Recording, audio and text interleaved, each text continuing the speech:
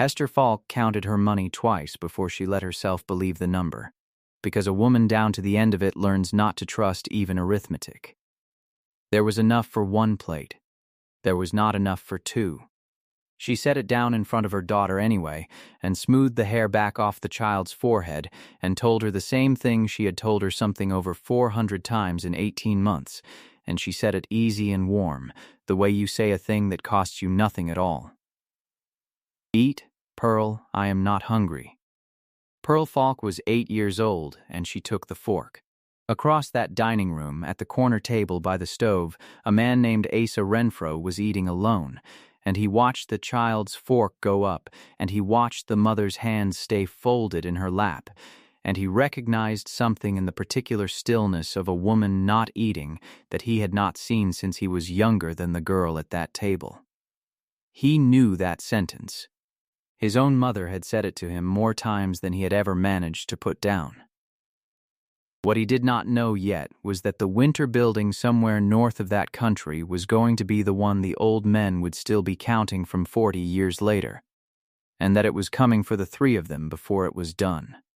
Calvin Falk had filed on his place in 79, the year he married her.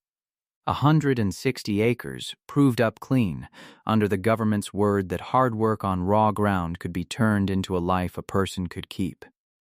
For 7 years it was. Then came the winter of 86 and 87, and the old men started calling it the big die-up before the snow had even finished falling. Cattle stood dead in the coulees into April. Whole outfits simply ended. Men who had been worth something in October were selling their saddles in May. Calvin lost the greater part of what he had, and he borrowed against the place in the spring to build the herd back, the way most men in that country did, and he never got clear of it, because a fever took him in the autumn after. Hester Falk did not lose the homestead. That was the part she made a point of saying. In the flat way she said everything, whenever anybody in later years got the story wrong. She sold it. She sold it herself in the first week of November with the ground already hard to a man named Dieter who had wanted it for 2 years, and she took less for it than it was worth, because there was nobody bidding in that country in that November. And she carried the money into the bank at Tamarack and put it on the counter and paid the note out to the last dollar and asked for the paper back. She walked out of that bank owing nothing to anybody on this earth. She had $14.40. The wagon rides they could pay for were short and few. Most days they walked, with the trunk on a borrowed handcart and Pearl on the downwind side. And the country between Tamarack and the rail at Bitterwater was 200 and some miles, and it was colder and longer than either of them had reckoned on. October in that territory does not forgive a thin coat. By the fourth night, the cold had come down hard enough that Hester left the road entirely and put the two of them into a half-fallen soddy she saw off the trail, the roof mostly gone in but enough standing wall left to break the wind. She built the smallest fire she dared and fed it slow all night and held her daughter against her chest and listened to coyotes working somewhere out past the dark and did not sleep. "Your hands are cold, Mama," Pearl said, half under. "So are yours," Hester said. She did not say the rest of what she was thinking, which was that a woman can go quiet in her sleep in weather like that if she is not careful, and that she would sooner go than wake up and find that the child had. She rationed what they carried with the same hard arithmetic she was going to be applying to every plate for the next year and a half of her life. Bread first. Always. For Pearl. Some nights she told the girl it was a game, to see which of them could make a supper last the longest, and she let Pearl win every single time, and the child never once suspected that the game existed for one person only. There were things on that road she never told anybody about, and one thing she told Asa Renfro in 94 and made him promise not to repeat. Which he did not. On the 11th day they came through a place where a family had thrown out the greater part of a barrel of apples that had gone over, and she went through the whole of that heap on her knees in the cold, and got about 9 that were sound enough on one side to be cut. And she cut the bad off with a knife, and gave Pearl the good and ate the parts she had cut away. Standing behind the wagon where the girl could not see her do it, and she said afterward that she had not once thought of it as anything except sensible. On the 15th day, a woman at a farmhouse near Rocky Point gave them supper and a barn to sleep in and would not take anything for it, and Hester Falk sat at that table and ate a full plate for the first time in 9 days and was sick behind the barn an hour later and did not tell the woman. Because the woman had been kind, and there is no way to say that sentence to somebody that does not sound like an accusation. On the 19th day, Pearl asked her, out of nothing, walking, whether they were poor. "We are between things," Hester said. "Is that different?" "It is for now," Hester said. Pearl walked a while. "Mama," she said, "if you got sick, who would carry the cart?" "You would not have to carry it," Hester said. "There would be people." "Which people?" And that was the one Hester Falk could not answer, and she walked most of a mile working on it, and what she finally came out with was, "You would go into Bitter Water, and you would find the church, and you would say your name and my name and your father's name, and somebody would see to you." Pearl said, "All right," and did not raise it again. Her mother thought about that exchange, off and on, for about 19 years. They came to a farmhouse dining room 2 days short of Bitter Water on a cold afternoon at the end of October. Hester had counted the money the whole walk up from the road. Inside it smelled of wood smoke and fried salt pork and cornbread and chicory coffee gone bitter on the stove. The kind of cooking that turns a little meat and a good deal of grain into something that will hold a working man until dark for a nickel. Pearl's eyes went wide with a hunger she was still too young to hide the whole of.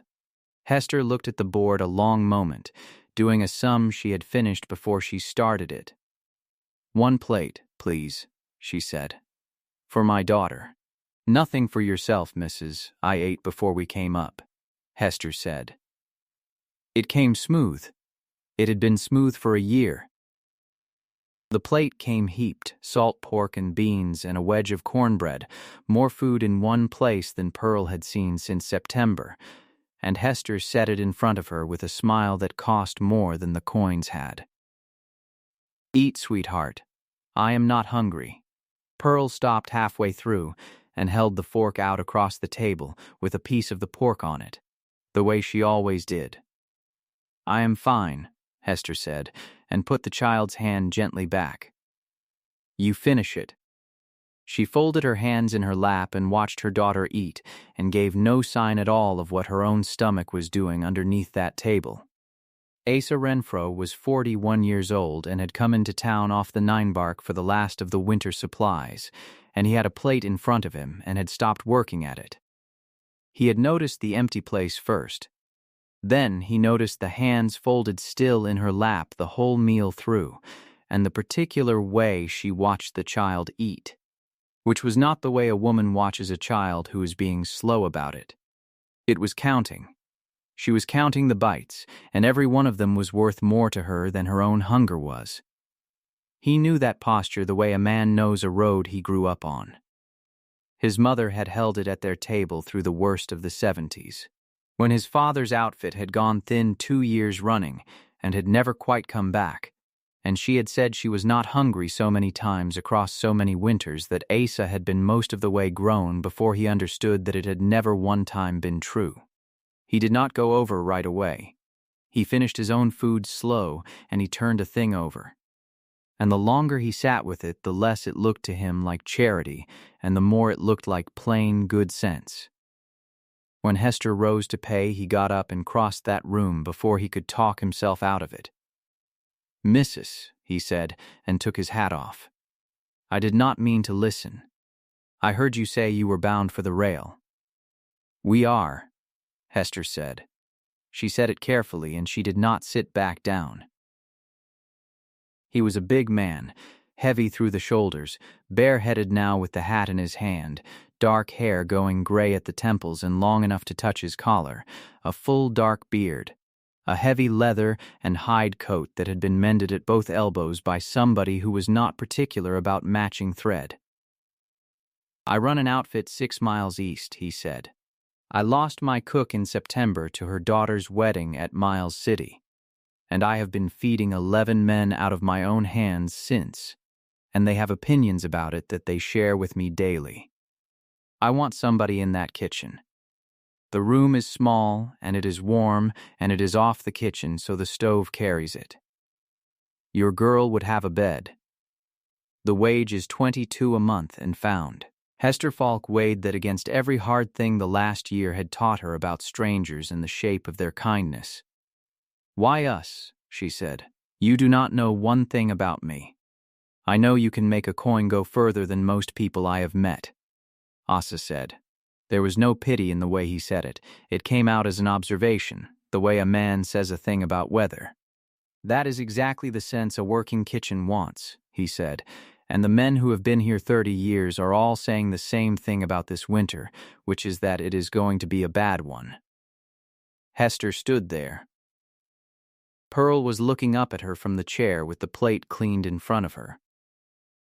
"No," Hester said. "Thank you." Something went across the man's face, and it was not offense. "All right," he said. He put his hat back on and he took a pencil stub out of his coat and turned over the paper the board was chalked on and wrote on the back of it in a square, unpracticed hand, and he tore it and put it on the table beside the empty plate. "Ninebark Creek," he said. 6 miles east and then the second turning past the schoolhouse. That is where it is, and the offer keeps until the first hard snow, and after that I will have hired somebody, because I have to."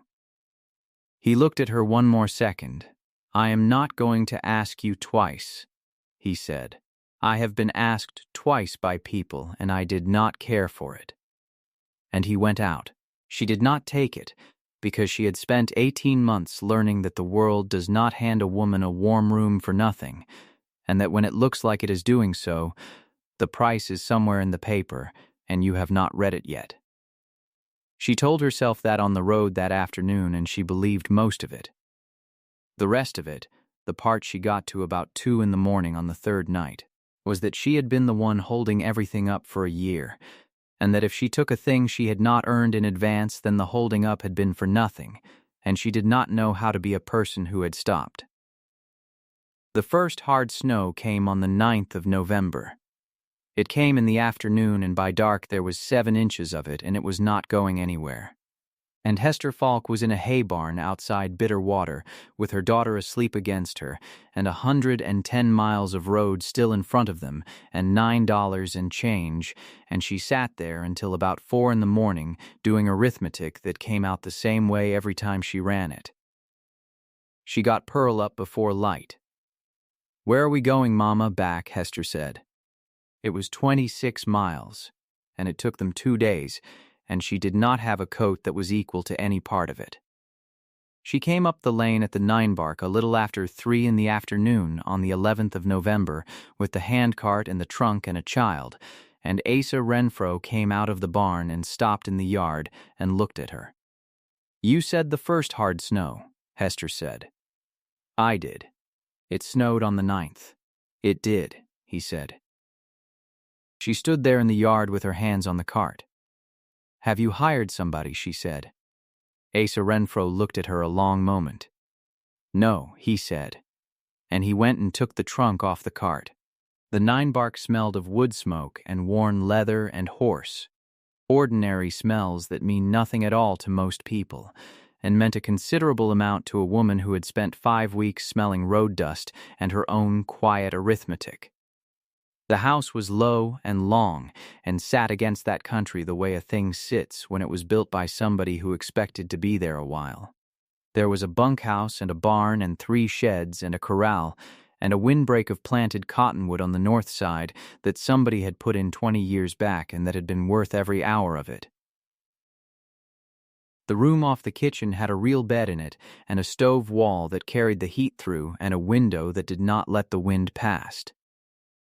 Pearl sat down on the edge of that bed and did not say anything for about a minute. Then she said, "Is it ours?" "It is where we are staying," Hester said. "For how long?" "Through the winter," Hester said. "And then we will see." She went into that kitchen the next morning at 4, and she did not come out of it in any real sense for the next 5 months. She had breakfast on the table before the men came in. She had dinner at noon and supper at dark and coffee, going the whole day between, and she did every one of those things about twice as thoroughly as anybody had asked her to.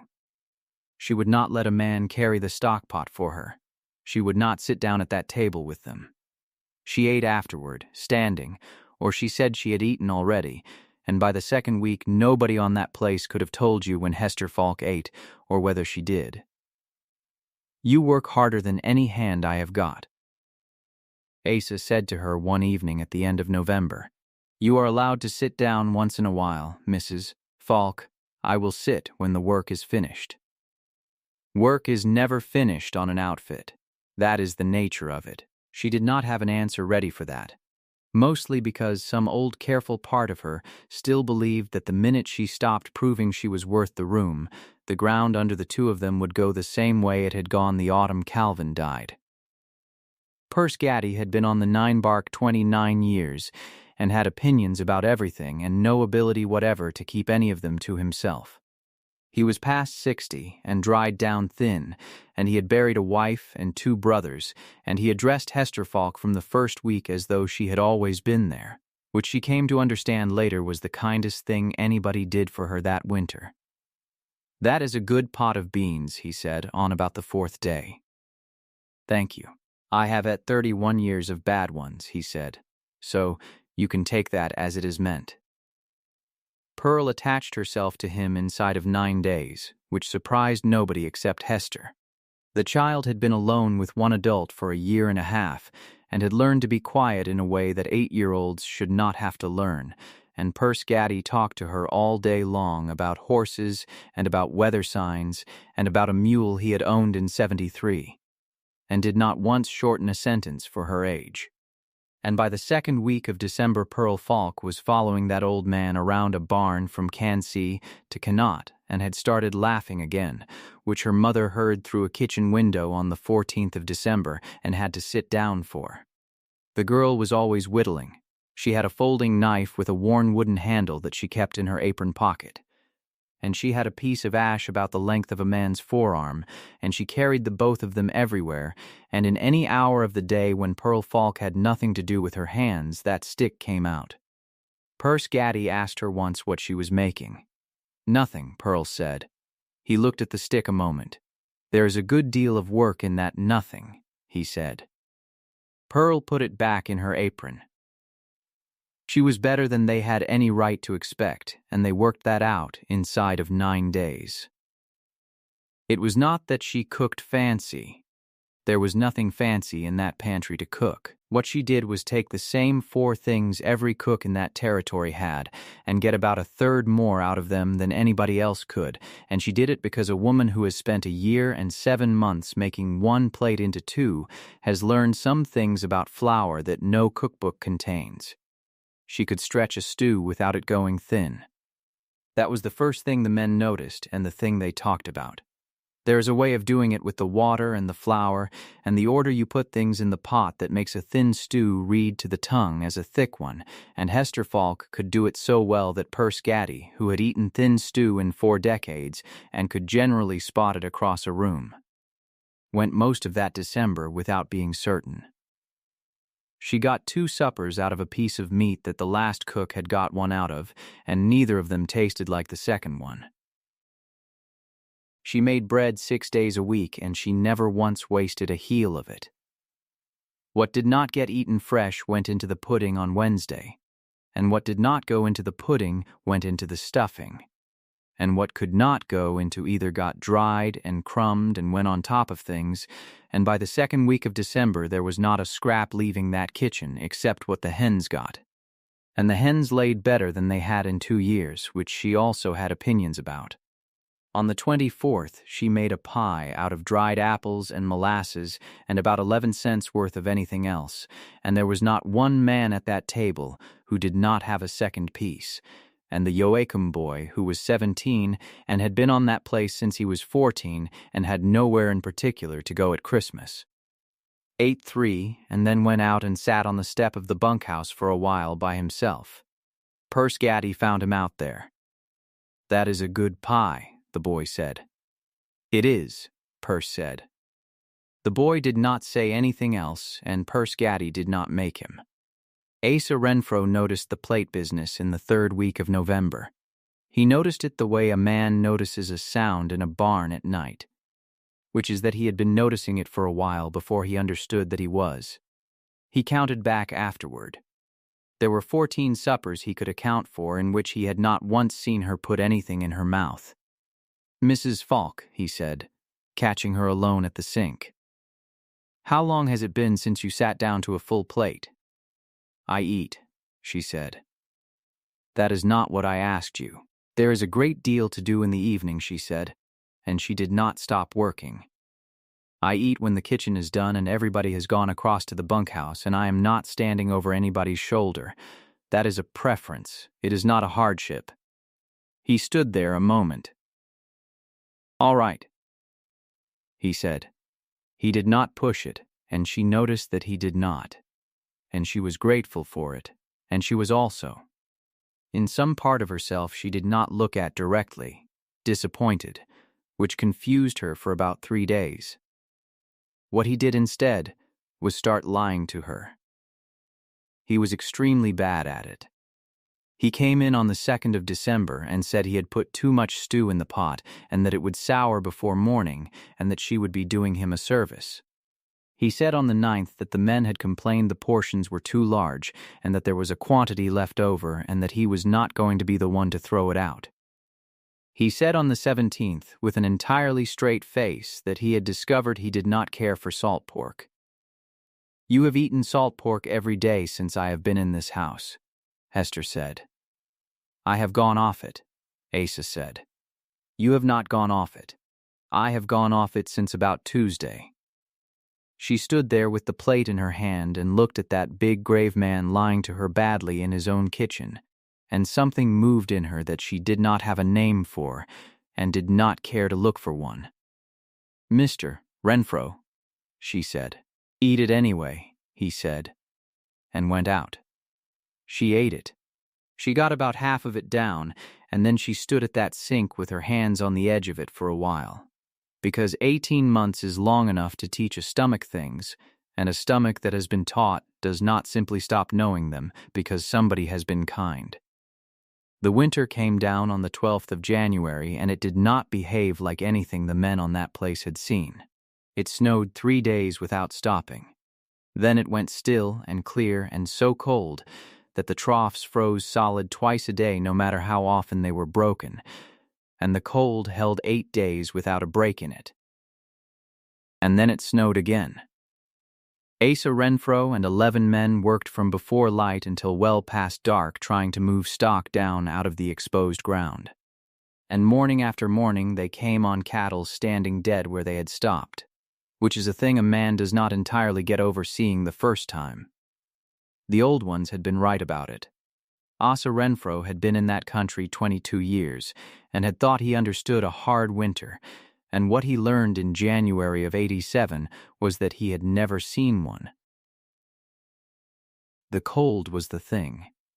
The snow was bad, and the snow was not the thing. What came down out of the north on the 12th of January and sat on that basin was a cold that did not behave like weather at all, that had no wind in it for days at a stretch, that simply arrived and stayed and did not move, and that killed by standing still. Cattle do not lie down in it. That is what nobody who has not seen it understands. They stand, and they crowd, and they turn their heads away from it, and they go on standing after there is nothing left in them. And a man riding a fence line at first light comes on 11 head, in a coulee bunched up shoulder to shoulder looking like they are waiting for something, and not one of them moves when he comes up. And not one of them ever will again. He came on that on the 19th. He got down off the horse. He stood there a while. He counted them because counting was the work, and then he got back on and went and found 9 more in the next draw and counted those, and he came in at dark and washed his hands at that sink, and sat down and ate what Hester Falk put in front of him, and did not say one word about any of it until the 2nd week of February. The hands stopped talking at supper somewhere around the 22nd. That was the thing Hester noticed first, from the kitchen, because a kitchen hears a table. There had been noise in that room every night since November, and by the end of January there was not. 12 men came in and ate and said what had to be said about the next day and went out. She started putting the coffee on a quarter hour earlier so it was hot the minute they sat. And she started leaving the pot on the table instead of pouring, so that a man could take a second cup without having to ask anybody for it, and nobody remarked on either change and everybody used them. Word came up from Bitter Water in the last week of January that the Dundees had lost everything they had, and that Osgood had shot 40 head that were past saving and had then gone into the house and not come out for 2 days. "We are going to lose better than a third if this does not break," Asa said to her one night. He was too tired to keep it out of his voice. "Maybe half. And if you do, then I am a man with a place and no herd on it," he said, "and I have got $200 in the bank and a note coming due in September, and every hand in that bunkhouse is going to feel it by June." Hester Falk stood at that stove and understood the arithmetic of what he had just said better than anybody else in the territory could have understood it, because she had watched a man run exactly that sum at exactly that table in exactly that autumn, and had buried him 11 months later. She did not say any of that. What she did, starting the following morning and without mentioning it to one living soul, was begin cutting. Not the men's plates. She would not do that, and she did not have to yet. She cut her own. There is a particular way a woman goes about it when she has had practice. She did not skip meals in front of anybody, because that gets seen. What she did was serve herself last and serve herself small and then get busy, so that the plate sat on the sideboard while she worked, and by the time the kitchen was clear the food had gone cold and she scraped it into the pot for the next day and told herself, accurately, that she had not wasted anything. She drank a great deal of coffee. Coffee is a thing you can be seen taking. She kept the sugar high in her own cup and told herself that was the same as eating, which it is not, and which she knew it was not, and which she went on telling herself anyway. She got very good at the moment when somebody came into the kitchen. There is a way of holding a fork over a plate that reads, at a glance, as a woman interrupted in the middle of a meal. And by the 2nd week of February Hester Falk could do that better than any woman alive. There was an evening at the end of January when Asa Renfro came into that kitchen at 9 o'clock and sat down at the table instead of going through, which he had not done before. Hester was banking the stove. 26 today, he said. She stopped. 26 head, he said. That is the count for today. It was 19 yesterday and 31 the day before that. I have been carrying the running total in my head since the 14th, and I am not going to say it out loud in that bunkhouse, and I have found that I cannot go to sleep with it either. Hester Falk put the lid on the stove. Then say it here, she said. He looked at the table. 240, he said. She sat down across from him, which she had not done before either. Calvin lost 190 in 82, she said, out of 260. It was a smaller thing than yours, and it was the whole of what we had. What did he do? He borrowed and built it back, she said. And it was the right decision, and I would make it again. And it killed him inside of 2 years, and I do not say that to you as a warning because your situation is not his situation. She looked at him.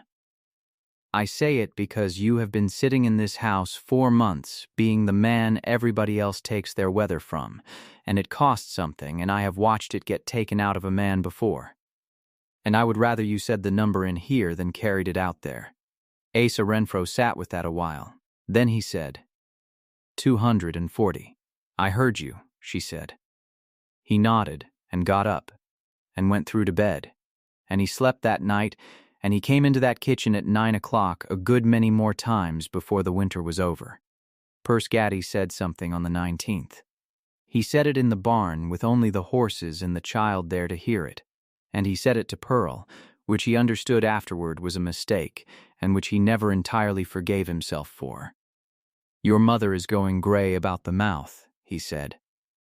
That is not a thing I care to see on a person. Pearl Falk did not answer him.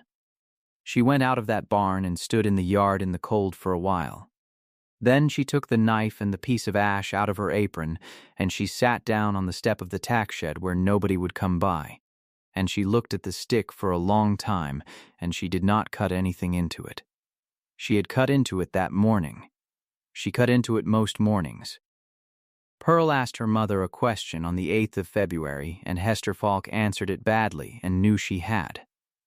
They were in the room off the kitchen, and it was late, and the girl was supposed to be asleep. Mama, are we staying? Through the winter. That is not what I asked. Hester Falk sat down on the edge of the bed. I do not know, she said.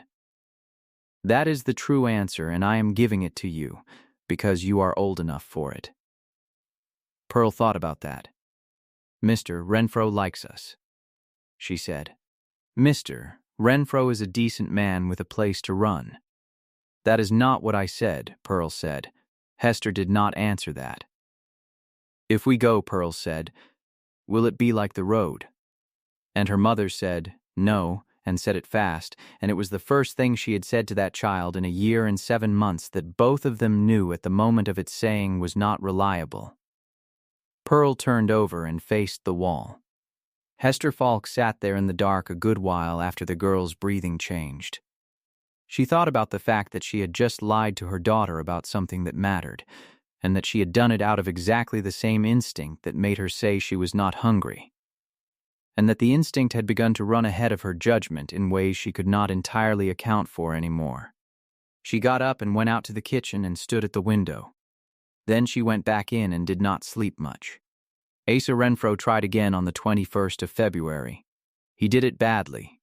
He knew he was doing it badly while he was doing it, and he could not find the other way in. You have got to eat, he said. I do eat. Mrs. Falk, Mr. Renfro, she said.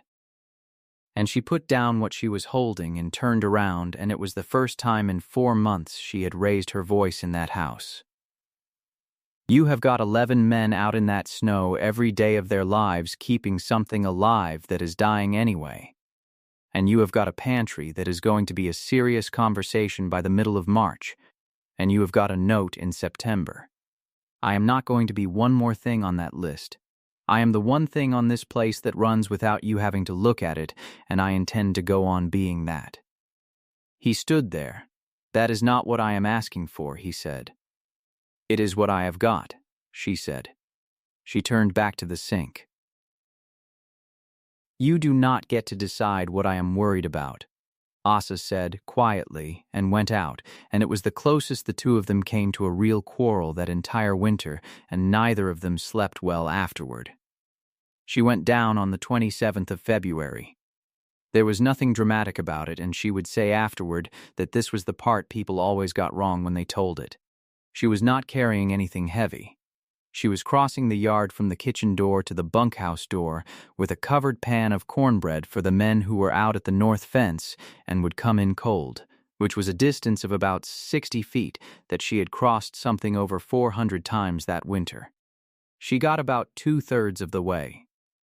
She said the thing that happened was that the yard tilted, which is not what happened. And then she said the thing that happened was that her legs simply were not there anymore, which is closer. She went down on her left side in 11 inches of snow with the pan under her, and she did not lose consciousness entirely, and she could not get up. She lay there and worked at it. She got up onto one elbow twice. She said afterward that the whole time she was mostly worried about the cornbread, which was under her, and which was going to be no good to anybody now, and that she remembers being angry about that in a very clear and specific way while she was unable to move her own legs. There was nobody in the yard. The men were at the north fence. Purse Gaddy was in the far shed with the sledge. Asa Renfro was 3 miles out on a horse. It was 11 minutes. Pearl Falk came out of the barn door at the top of the yard with a currycomb in her hand and stopped. The child crossed 60 feet of snow, and she did not scream, and this is the thing that Asa Renfro said afterward he could not get past. That an 8-year-old girl came onto her mother face down in a yard and did not make one sound. Because a child who has spent 18 months watching a thing come does not experience its arrival as a surprise. She got her mother's head up out of the snow. Then she went and got Purse Gaddy out of the far shed, and she did it in about 90 seconds, and the first words out of her mouth were, "She has not eaten since Thursday. It was Sunday. They got her in." Purse Gaddy carried her, which he was 63 years old and had no business doing and did anyway, and he said later that the part which stayed with him was that she did not weigh what she ought to have weighed, and that he had known that before he picked her up and had not let himself finish the thought. They got her onto the bed in the room off the kitchen with the stove wall warm at her back, and Percy sent the Yoakum boy out on the fast horse after Asa, and Asa came in off that ridge at a run that nearly finished the animal under him. He came through that kitchen without his coat off. She was awake. That was the first thing and the only good thing. She was awake and she knew where she was, and she got out before he had said one word. "I am all right. It is nothing. I stood up too fast." Asa Renfro stood in that doorway and looked at her. He sent for Doc Seeley anyway. Bitterwater was 19 miles, and the Yoakum boy went at 4 and got back at 1 in the morning, alone, with a folded paper. Seeley could not come. There were 2 houses down with the diphtheria at Bitterwater, and he had been in one of them for 3 days and would be in the other by Tuesday, and he was not going to carry that up to an outfit with a child on it, and he said so plainly. And he was right. What he sent instead was 4 lines. Keep her warm. Feed her small and often, 6 times, not 3. And start with broth and milk and get an egg into her if there is one on the place. Do not let her stand up alone for a week. And find out how long, because the how long is the whole of it, and there is nothing else I can tell you from 19 miles. Asa Renfro read that 4 times. Then he went and sat down on the chair beside that bed at about 1:30 in the morning with the paper in his hand. "How long?" he said. 3 weeks, Hester said. "It has been a hard month. Everybody on this place has been short." He looked at the floor. "Do not do that," he said. "I am not doing anything." "Mrs. Falk," he said. And he said it without any heat at all, which was worse. "I have got a paper in my hand from a doctor who has never met you. And the one question he asked me is the one question you are not going to answer, and I have sat in this house 4 months and I have watched you get very good at a thing. And I would like to know how long you have been getting good at it." She looked at the ceiling. 3 weeks, she said, and that was when the door came open. Pearl Falk had not gone to bed. She had been sitting in the dark of that kitchen on the wood box with her back against the warm side of the stove since 10 o'clock, and she had the knife in one hand and the piece of ash in the other. And she came into that room in her nightdress with her feet bare on the boards. "Mama," she said. "Go to bed, Pearl." The child came to the side of the bed. She was not crying. She had the same face she had in the yard. "Mama," she said, "I have to."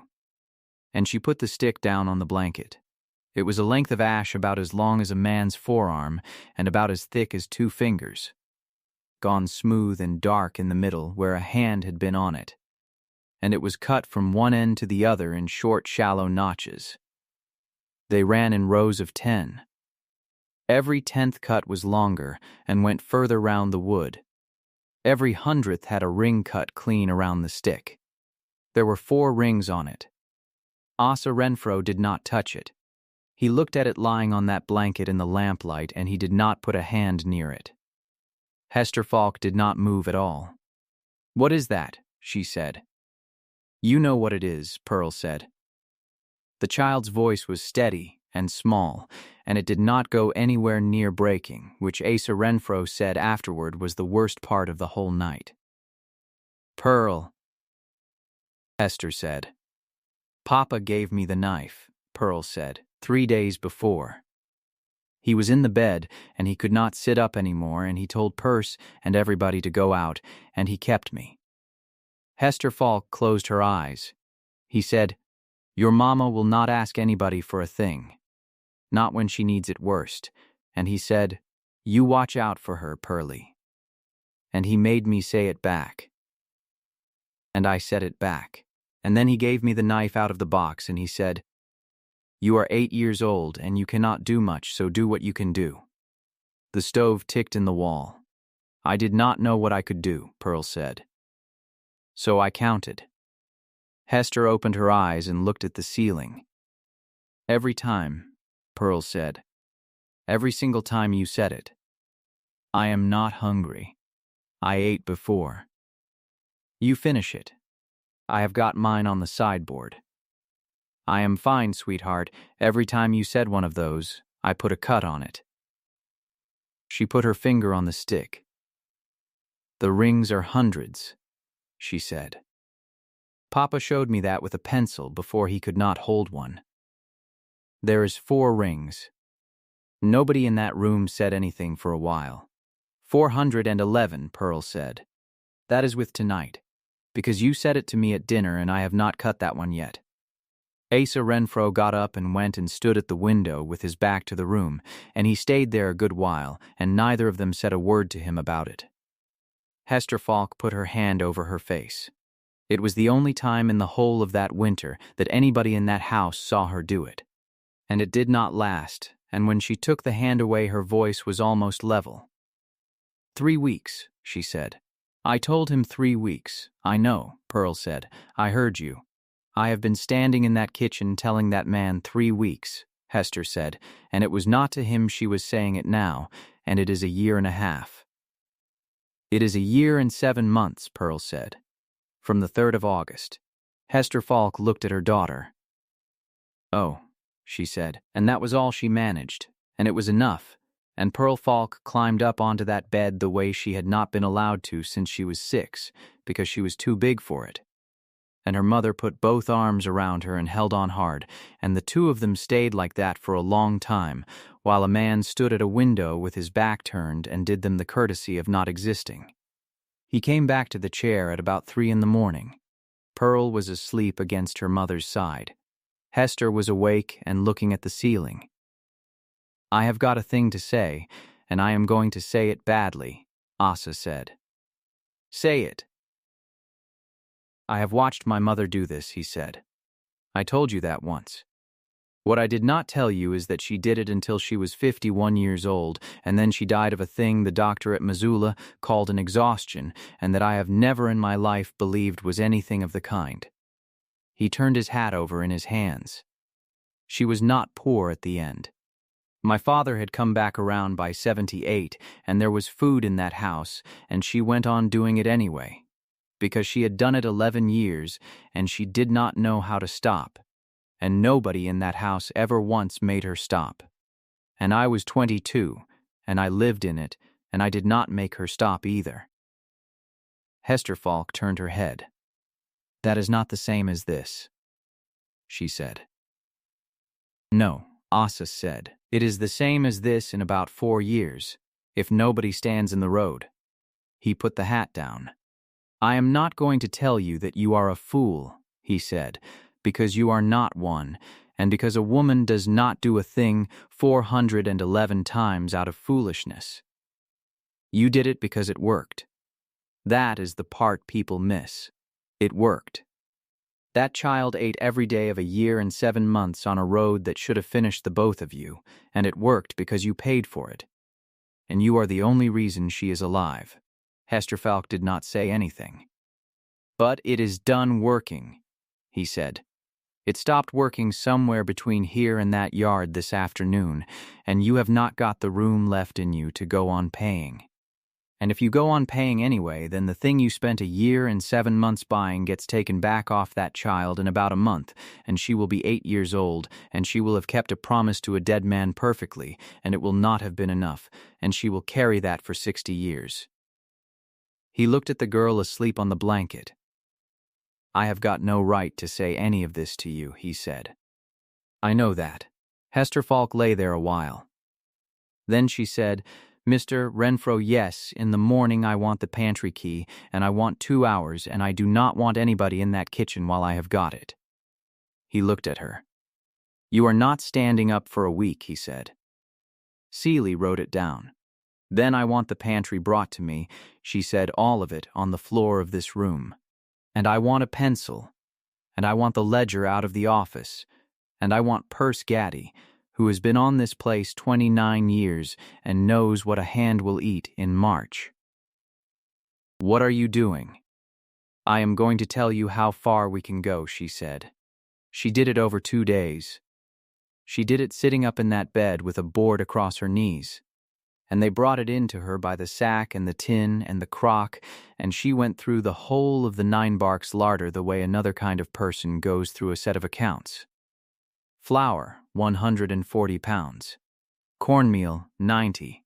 Beans, 2 sacks and a part. Salt pork in the barrel, and she made Purse Gaddy pull the whole of it out and lay it on a cloth because you cannot judge a barrel from the top. Rice, dried apples, 2 crocks, one of them gone over on the top 3 inches, which she cut away herself with a spoon. Sugar, coffee, salt, lard, and she was hard about the lard. Because lard is the thing that makes a thin winter possible, and everybody wastes it. Molasses, a 1/4 sack of hominy nobody had known was there. 11 jars of tomatoes off the summer that the last cook had put up, and that were the single best thing on that place. Milk from 2 cows still giving, which is not nothing. Eggs, 6 or 7 a day from the hens if the house was kept warm, which she gave orders about. She wrote all of it down. Then she wrote down 12 men and 1 woman and 1 child, and she wrote down what a man doing outside work in February actually eats, which is not what people think it is, and she ran the sum. She had Purse Gaddy check her arithmetic twice. Then she sent for Asa Renfro. "The 5th of April, she said. He stood in the doorway. "We can put 12 men out that door with a full breakfast and a full dinner and a supper that is real food every day from now to the 5th of April, she said. "Not thin, not short. I am not talking about getting by. I am talking about a man being able to work in that cold, which he cannot do on a thin plate, whatever anybody thinks. And the 5th of April. On the 5th of April, we are out of flour, and we are 11 days off the beans, she said. So somebody wants to be at Bitter Water before the 5th with money, and if the road is not open before the 5th, then we start cutting on the 29th of March. And I will tell you exactly where to cut, and it will not be the meat." Asa Renfro looked at that woman sitting up in a bed with a board across her knees and a pencil in her hand. "How certain are you of the 5th, he said. Hester Falk did not smile. "Mr. Renfro," she said, "I have been doing this arithmetic every day for a year and 7 months, and the plate I was running it on was the smallest one in the territory, and I never once came out wrong." She looked at the page. "I have got a great deal to be ashamed of in this house," she said. "That is not any part of it." She ran the 9 Barks larder from a bed for 8 days, and from a chair for 6, and from her own 2 feet after that. She would not have got up as early as she did if Purse Gaddy had not stood in the kitchen door on the 9th of March and said in front of everybody that a woman who could not get to the stove could still sit at a table and tell a man what to do with a pot, and that he had been taking orders off people for 40 years and had no objection to taking them off her, and that the beans had been terrible for 8 days and everybody was too polite to say so. They were terrible. The Joachim boy had been making them. She sat at that table wrapped in a blanket for 6 days, and told him how, and by the 14th of March the beans were right again, and she was on her feet part of the day, and Doc Seeley, who got up there finally on the 17th with the diphtheria houses behind him, listened to her heart and looked at her hands and asked her 4 questions, and then said the thing that Asa Renfro repeated to people for the rest of his life. "Mrs." Seeley said, "the human body is a good deal harder to kill than we would like. But it keeps books. It keeps very good books.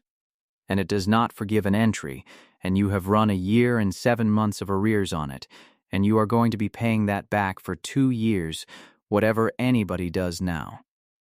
2 years. 2 years if you eat 6 times a day starting today," Seeley said. "And if you do not, then I would rather not say, because you have got a child in the yard." Hester Falk ate 6 times a day. She hated it. That is the part she said out loud later when she said any of it, which was not often. She said that the hardest work she ever did in her life was not the road from Tamarack, and it was not the winter of '87. It was sitting down at a table in the middle of the morning, in front of 11 men who had been out in the cold since 4, and putting food in her own mouth, and doing it again at noon, and doing it again at 3. She said it took her until about June before she could do it, without her hands wanting to be doing something else.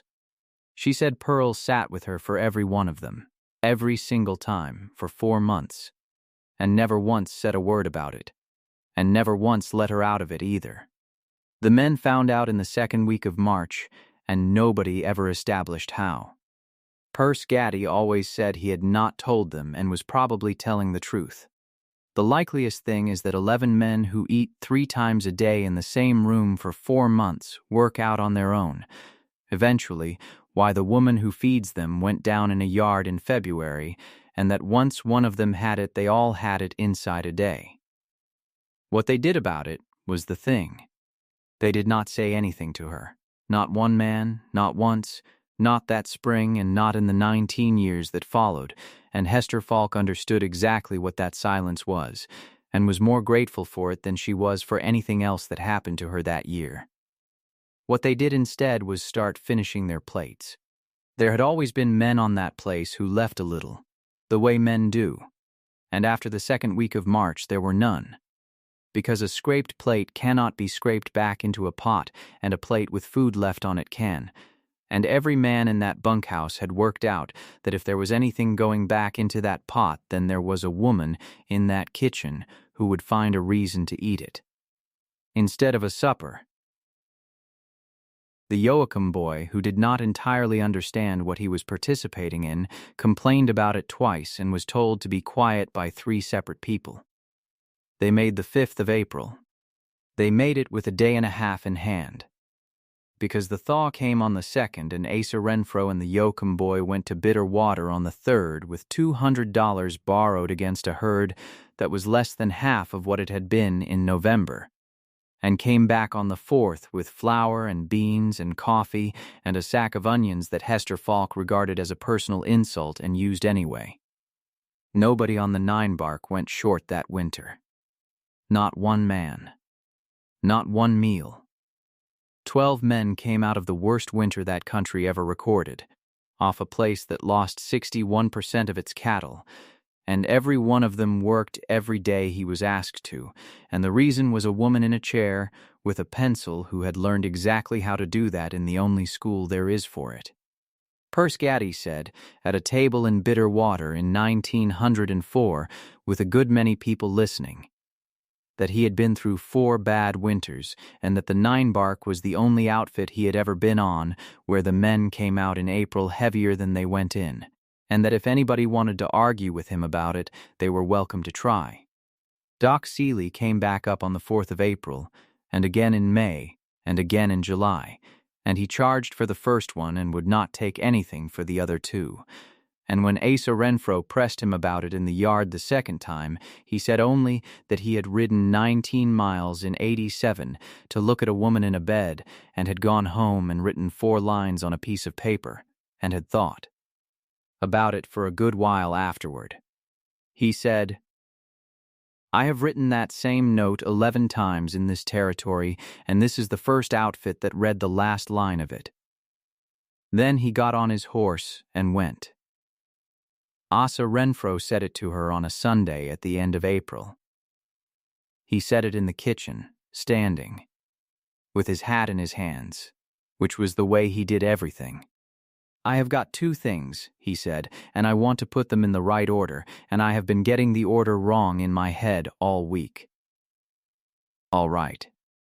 The first one is that you are the best thing that has been on this place in the 22 years I have had it, and I am not talking about the beans. I am talking about the 5th of April. He turned the hat. There is not a man in this territory who could have done what you did in that room with a pencil. I have thought about that a great deal, and I have got no way around it. Hester Falk stood at that sink. That is the first one, she said. The second one is that I would have said the first one anyway, he said.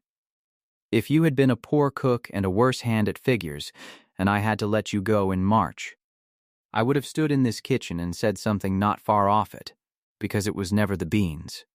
She turned around. Mr. Renfro, Asa, he said. She looked at him a long moment. I have got a thing to say too, she said, and mine is worse than yours, so let me get it out. He waited. In November I stood in a dining room and told you no, she said. And then I walked 26 miles back through a snow because the arithmetic changed. She held his eyes. I want you to know that I did not come up that lane because I had been convinced of anything. I came up it because I had run out. That is not a good beginning, and I have carried it since the 11th of November, and I would rather you had it than not. Asa Renfro thought about that. You came back, he said. I came back because I had to. Yes, he said. And then you stayed through a thing that would have run off any hand on this place, and you gave that outfit 6 weeks it had no business having, and you have got a doctor telling you 2 years, and you are still standing in my kitchen arguing that your beginning was not good enough. He put the hat down on the table. I do not care about the 11th of November, Mrs. Falk. Nobody in this house cares about the 11th of November except you. She did not say anything for a moment. Then she said, Hester.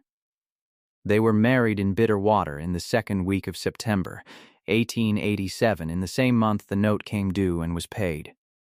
Though it was a near thing, and they sold the west section to do it, and neither of them regretted it.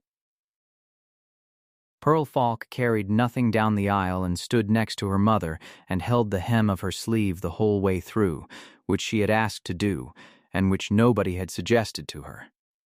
Persgaddy cried and denied it for 19 years. There is a thing that happened at supper on the last Sunday of April that the 2 of them did not discuss beforehand and did not discuss afterward, and that Pearl Falk told to her own grandchildren in 1946 with a stick in her hand.